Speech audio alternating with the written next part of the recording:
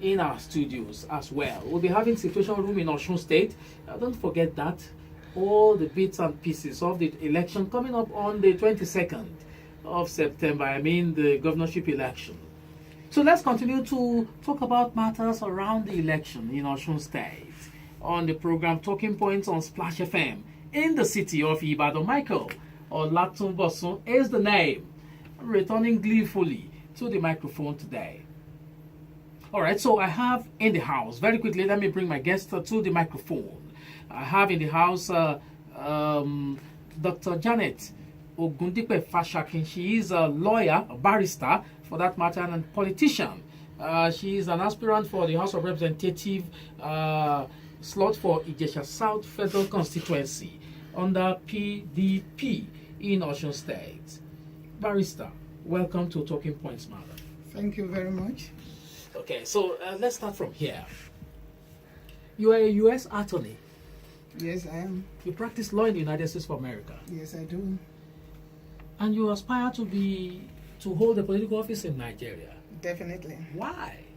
Because I started my law practice here, because I'm originally from Nigeria, because my parents originated from here, I came from here, I have family members here, I have friends here, I have the interest of this nation at heart.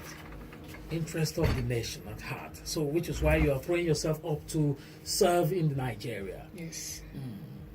All right. So, I understand also that you are very passionate about women in leadership.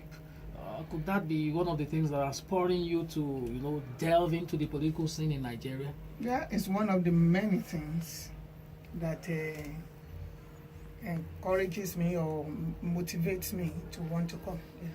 Yeah. Tell me about women in leadership in Nigeria. It looks like I've been looking at the trends. In the 7th Assembly, you had many women at the Senate as well as the House of Representative level. And suddenly, in the current dispensation, you had less presence of women at the Senate as well as the House of Representatives. Could it be that there are some barriers that need to be cut down? It looks like women are they withdrawing, or are they just taking the dancing role? When you see political campaigns, those whom you see the dance and all that are the women. Is that a sufficient enough presence in political scene in Nigeria for women? Well, I mean, traditionally, women have always been marginalized. We have always been put to the back burner. And it takes boldness for women, for any woman, to want to come to the forefront, to want to serve our people. The terrain does not encourage women. But we are seeing now that the men do not seem to be doing it right. I'm not saying they're not doing it right, but they can do better. And you can know that women, by nature, they are very compassionate. They worry so much about their children. They worry about their husbands. They want it to be good for them. So if you have women in leadership, you can know that they will have the interests of the nation at heart and they will do what is right. You have the interest of the nation at heart and they will do what is right.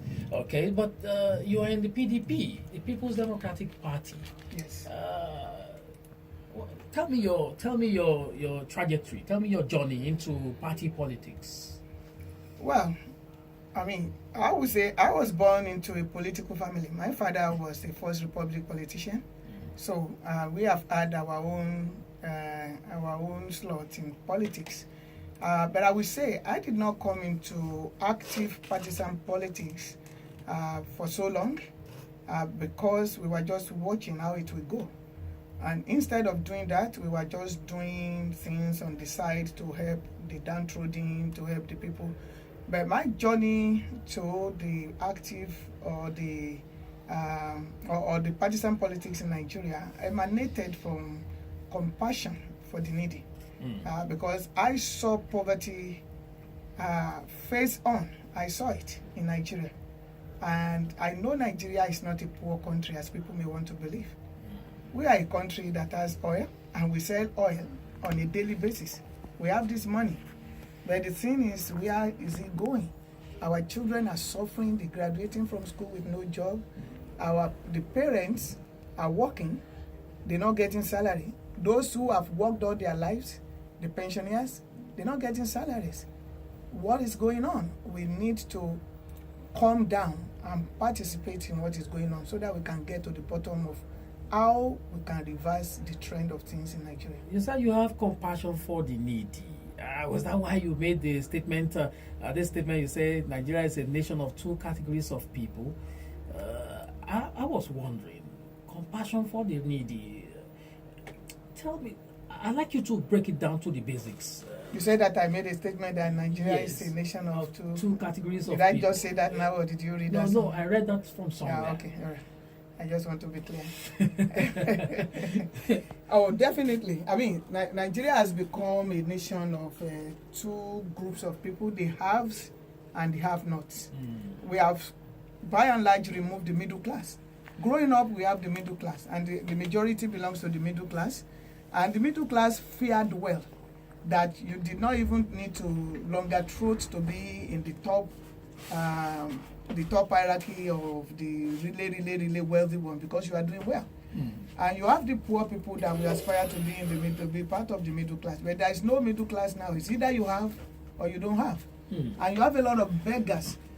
Growing up, you'll find beggars as those who come from other countries and from other states, the deaf, the blind, the crippled.